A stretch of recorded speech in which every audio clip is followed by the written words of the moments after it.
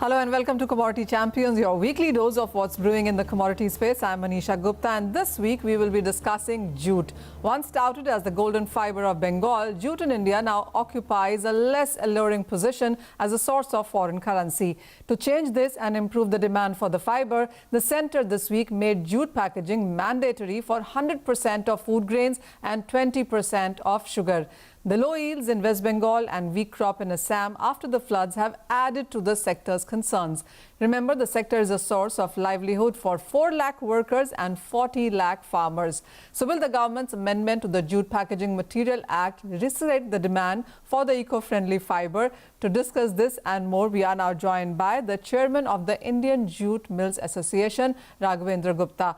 Raghav, hi, I appreciate you joining us on the Commodity Champions, and we've seen the government time and again try to russicate this sector. We've seen jute as a sector which has been pushed in sense of packaging. One, because it's biodegradable. Two, it also does not leave a very strong carbon footprint. What has been your sense from the latest government's action here? What are you expecting for the sector?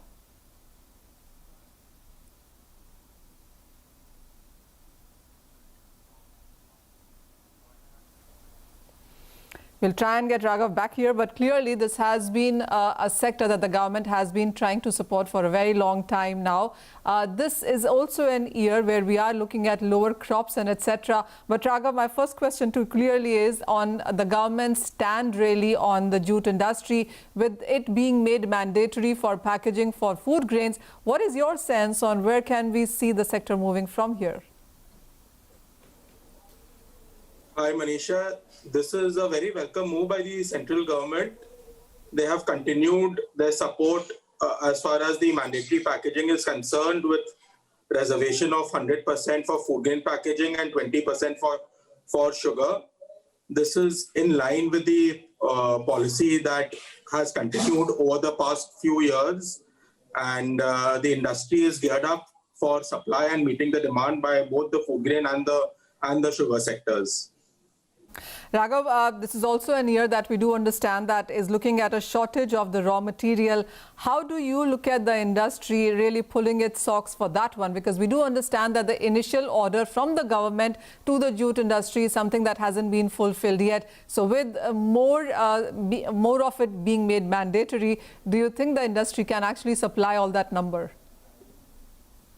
See, this year has been very difficult for the jute industry. First 3 months of the year went in the lockdown due to the COVID restrictions, and then the industry has been pulled back by the cyclone Amphan that hit the jute growing areas.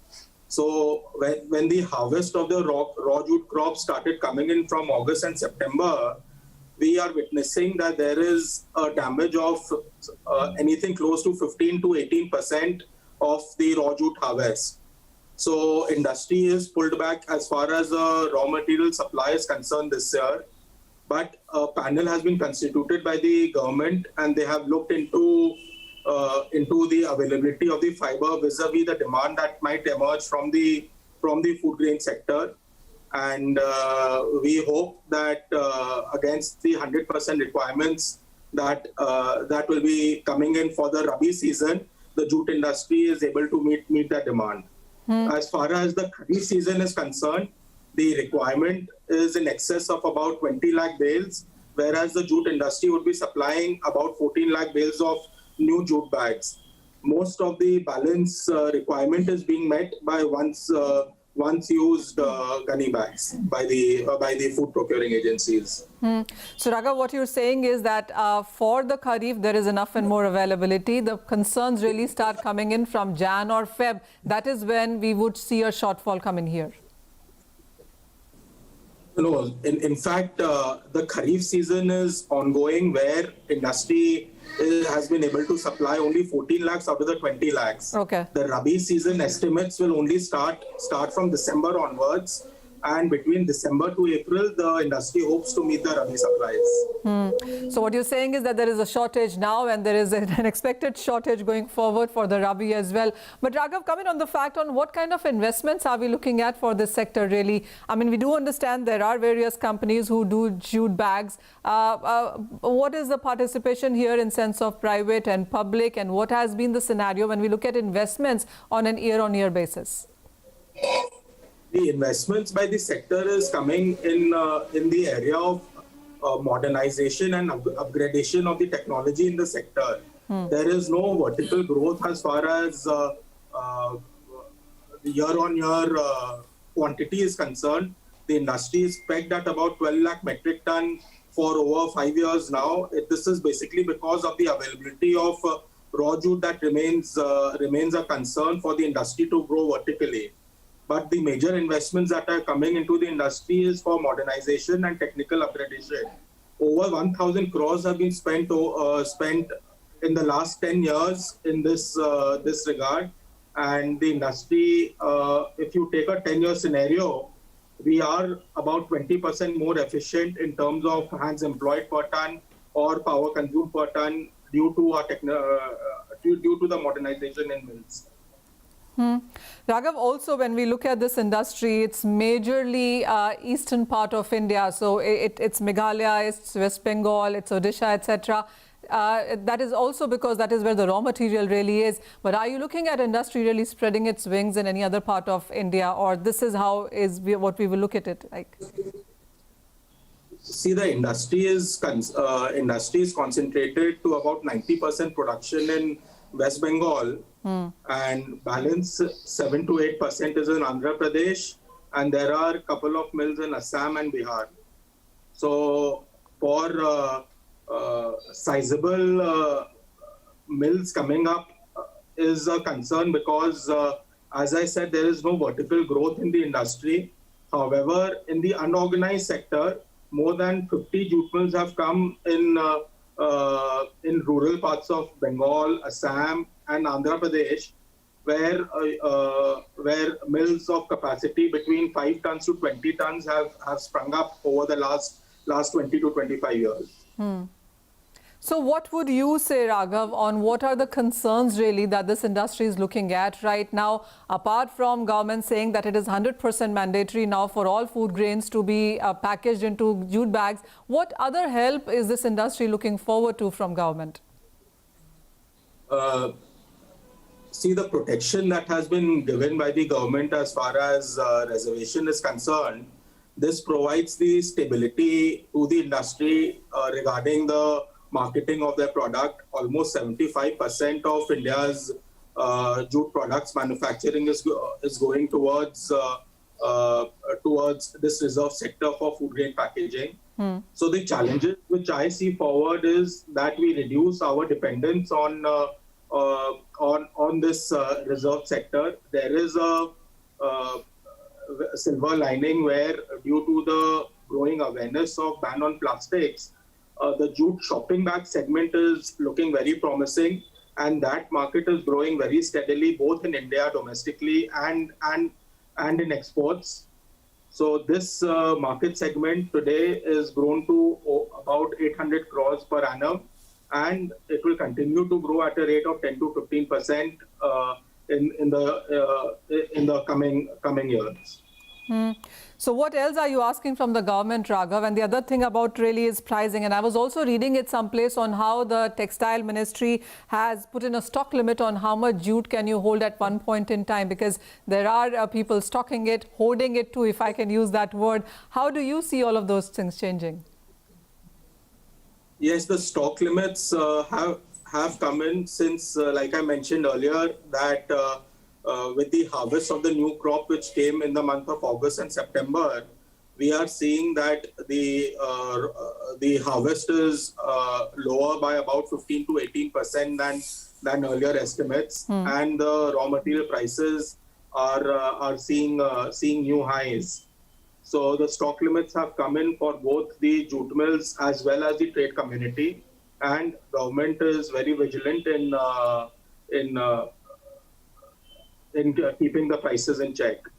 Absolutely. Raghav, so the state that the industry is in, and as you said, it should be kept as a reserved sector, and the government is helping in it in various ways. If I had to ask you to stick your neck out, where would you look at the industry, let's say 5 years down the line or 10 years down the line, and what does it really need in sense to keep growing from here? See, I would ideally want that the industry grows from, say, a 12 lakh metric ton per annum industry to 15 lakhs per ton. For this, you need interventions in the agriculture sector. The crop size needs to grow from today's size of 70 lakh bales to almost 100 lakh bales, which India was once producing, say 20 years back. So we need some agriculture intervention so that the crop size grows. This will translate automatically into more milling of the fiber, and the industry can grow back to 15 lakh metric ton levels. There is enough market available because of the preference of packing food grains in jute products. Like I said, in the diversified segment, jute shopping bag is showing very good demand over last 2-3 years, and with the growing awareness that single-use plastics needs to be replaced by products like a jute shopping bag, which is reusable multiple times. So I see that there is enough scope for a industry to go back to a 15 lakh metric ton industry, which it was 15 to 20 years back. All right, Raghav, thank you so much for joining us and giving us that whole perspective of the industry and what really it could look like in the next 5 to 10 years as well. But for that, it needs a lot of government interference, subsidies, interest, and the increase in growing area as well. So agriculture in one part is something that this sector is looking forward to. But with that, we'll go for a short break, but don't go anywhere, because when we come back, we will talk about plastics, because here as well, the ministry has put out, or the plastic industry for that matter, has put out a target in sense of export and domestic use as well until 2025. We will discuss all of that after this break.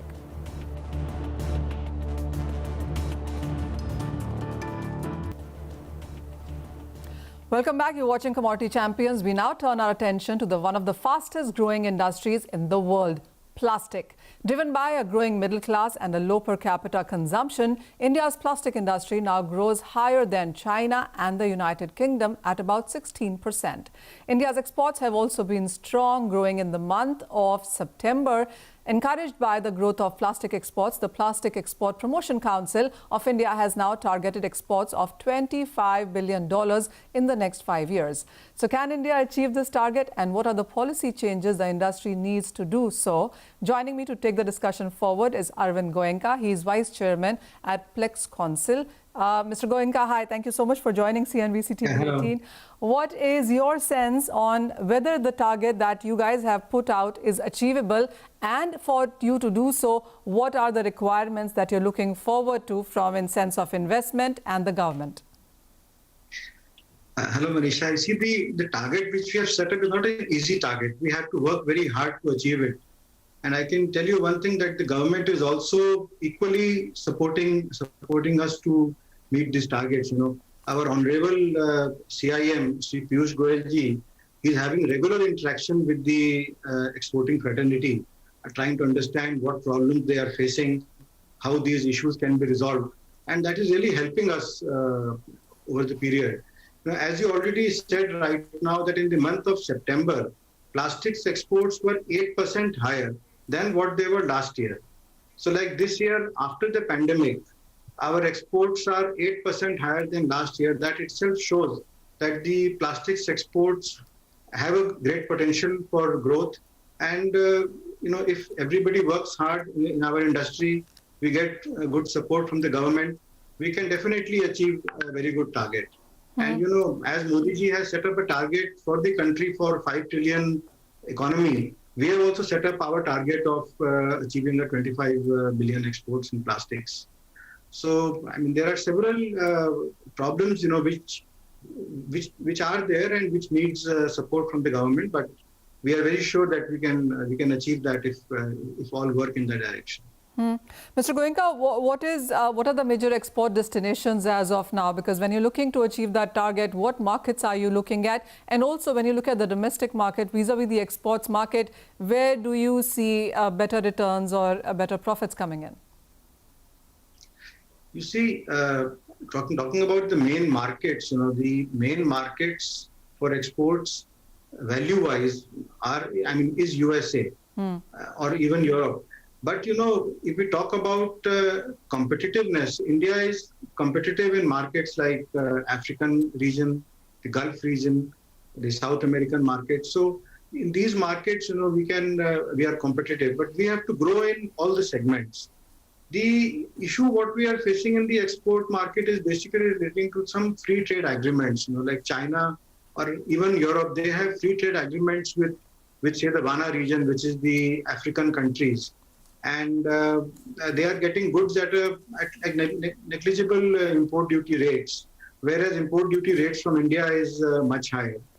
So we have been requesting government to enter into free trade agreements with these importing blocs, and that will help us to boost our exports. But say USA is a very big market, Europe is a very big market, Middle East, African countries, they are all very big importers of plastic goods. And they have been importing goods mainly from China right now, but even India India can supply goods to these countries without any problem. And talking about the domestic demand now, see, India's plastic goods are mainly used by the middle class people. They are like more value-oriented goods, and this population is in masses, in India. So the domestic demand is also quite high for the plastic goods. Frankly speaking, the value addition or the realization in the domestic market is not bad, it is good.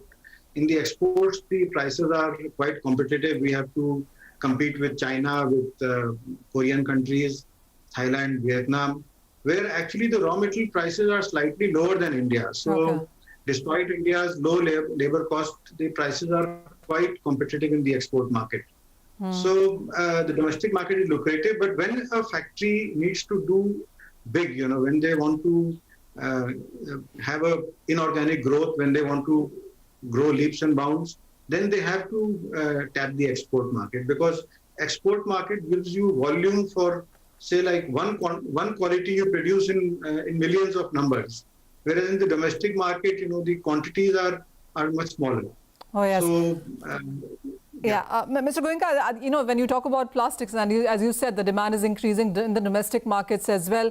One, I want you to tell me on what is the kind of growth that we've seen in plastic demand in the Indian markets vis-a-vis the global markets. And two, plastics is a huge market. So within this as well, what would you say on what segments are doing better? You see, plastics growth has been growing at around 15% in India annually. And that is a very good growth. And consumption of plastics per kg is also now around 25 kg per capita, which was around 10 kgs maybe 10 years ago. So the per capita consumption of plastics are also increasing. And the main consumption is coming for the consumer goods. It could be like the molded goods, the houseware goods, the packaging, then the pipes for water conveyance. Like, our government has introduced programs like, delivering drinking water to each house, or having these toilets in each of the houses. So they all have a consumption for PVC pipes. So PVC pipes have been growing. So that way, consumption for plastic goods are increasing in the country. Sure. Mr. Goenka, while of course plastic has a lot of usages, and I'm assuming the quality now and the reuses of it is yet another thing to look at. But how are you tackling the all environment concerns here? Because going green, leaving no carbon footprint, or at least lowering is, while you, as you said, there is competition from other countries, is there competition also from the thought process, the investments, and the climate change as well? You see, as regards going green, plastics itself is not polluting the country. It is only how we are trashing the plastic, how we are throwing it, that is creating a problem.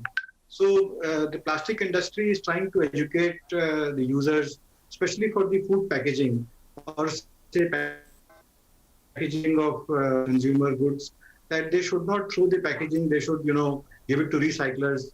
Government is making arrangements to collect this material so that it can be properly recycled. And you may be also aware about the EPR rules which are going to set in which the producer will be responsible for collecting the scrap and then recycling it so that it does not, go to the landfills. I mean, plastic consumption is 4 times higher in US, but we don't see trash lying all over because people are educated. There are systems to collect the trash and to recycle it. So that's not a very major issue. We need to educate our citizens how to do it, and they would be doing it, I believe. Oh, well, yes, there's hope in that. Mr. Goenka, thank you so much for joining us. Well, yes, it's an industry which is growing by nearly 15% just in the domestic markets. And there's a huge target that the Plastic Export Promotion Council has put out in sense of exports until 2025. Remember, the organization is supported by the Union Ministry of Commerce and Trade, and they are looking at a lot of support onto this one. But that's all that we have time on this edition of Commodity Champions. Thank you for watching.